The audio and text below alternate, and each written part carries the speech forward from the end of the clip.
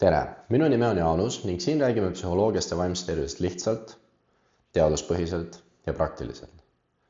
Eelmises videos rääkisime sellest, miks tuupimine ei ole kõige parem viis õpitu pikaks ajaks meelde jätmiseks. Aga isegi siis, kui sa ei tuubi ja sul on hea õppimisplaan, siis see ei aita eriti palju, kui istud õppima ja mõte läheb iga paari minuti tagant mujale. Loed ühe lõigu läbi ja märkad enda telefoni, vastad sõnumile ning siis tuled tagasi õppimise juurde. Loed sama lõiku uuesti. Lõpuks tekib tunne, et keskendumisvõime on lihtsalt halb. Aga keskendumine ei ole omadus, mida sul on või ei ole. Seda mõjutavad väga paljud tingimused, milles sa üritad keskenduda. Esmalt, tasub aru saada, mida keskendumine üldse tähendab. Meie aju saab kogu aeg tohutult palju infot. Helid, liikumine, telefoniekraan, inimesed meie ümber ning iseenda mõtted. Kõigele korraga ei ole võimalik tähelepanu pöörata. Seetõttu peab aju pidevalt valima, mis on praegu oluline ja mis võib oodata. Keskendumine tähendabki seda, et suudad hoida tähelepanu ühel tegevusel ja samal ajal muu info tahaplaanile jätta. Probleem on selles, et tähelepanu ei püsi ühe koha peal automaatselt. Oletame, et õpid matemaatikat. Sa näed, et sul telefon läks põlema. Sa ei pea isegi sõnumit avama, juba teadmine, et midagi tuli, võib panna mõtlema. Huvitav, kes kirjutas? Nüüd on osa sinu tähelepanust juba õppimisest eemal. Sellepärast ei ole rööprähklemine ehk mitme asja korraga tegemine õppimisel eriti tõhus.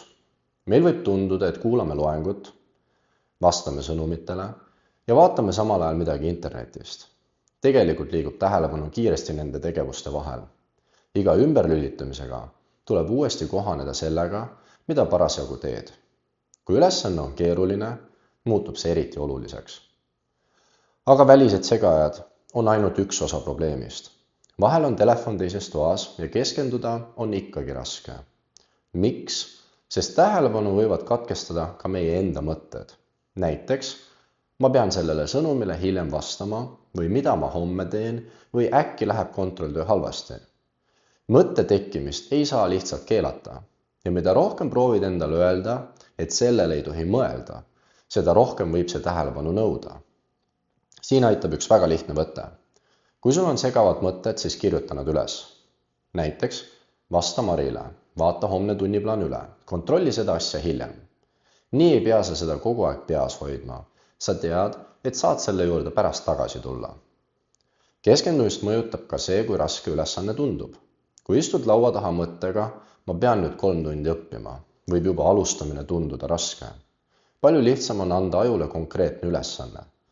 Näiteks, järgmise 20 minuti jooksul lahendan 3 ülesannet.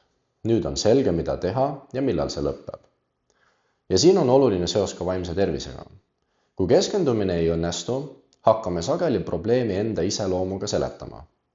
Ma olen laisk, mul pole tahtejõudu, ma lihtsalt ei oska õppida.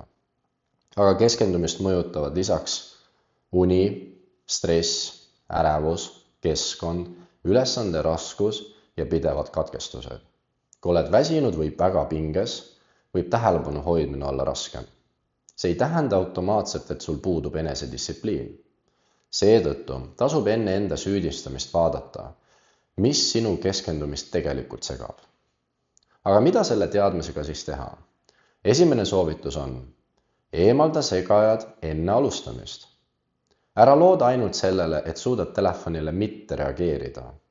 Pane märguanded kinni või jätta telefon mõneks ajaks teise kohta. Mida vähem peab aju segajatele vastu panema, seda rohkem jääb tähelepanu õppimise jaoks. Teine soovitus. Tee üks asi korraga. Kui sa õpid, siis õpi. Ära hoia samal ajal lahti vestlusi, sotsiaalmeediat ja muid tegevusi, mida sa tegelikult ei vaja. Eesmärk ei ole mitu tundi järjest täielikult keskenduda. Eesmärk on vähendada olukordi, kus sunnid aju pidevalt ühe tegevuse juures teise juurde hüppama. 3. soovitus. Tee ülesanne konkreetseks. Ära ütle endale, ma pean õppima. Otsusta, mida sa järgmise õppimise aja jooksul päriselt teed.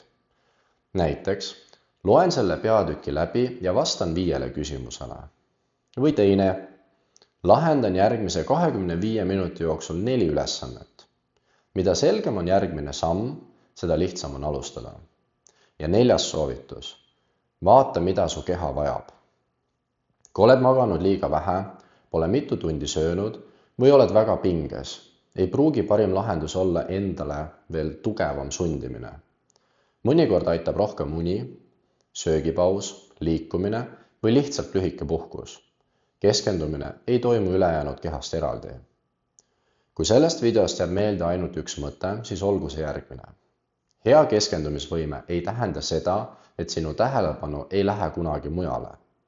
Oluline on luua tingimused, kus tähelepanu hajub vähem ja osata see tagasi tuua, kui see siiski juhtub. Aga isegi siis, kui oled hästi keskendunud ja midagi päriselt ära õppinud, juhtub üks asi ikkagi. Me unustame. Miks võib eile õpitu asi täna juba palju hägusam olla?